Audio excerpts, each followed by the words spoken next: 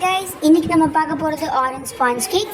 First சுகரில் வந்துட்டு refined oil ஊற்றிட்டு அதில் ஒரு எக் போட்டுட்டு ஆரஞ்சோட தோல் அதை வந்துட்டு கட் பண்ணியோ இல்லை துருவியோ போட்டுட்டு அது கூட நல்லா மிக்ஸ் பண்ணிக்கணும். அதுக்கப்புறமா ஆரஞ்ச் ஜூஸ் ஆட் பண்ணிவிட்டு அது கூட மைதா, அது கூட சால்ட், பேக்கிங் சோடா எல்லாத்தையும் போட்டு நல்லா மிக்ஸ் பண்ணணும்.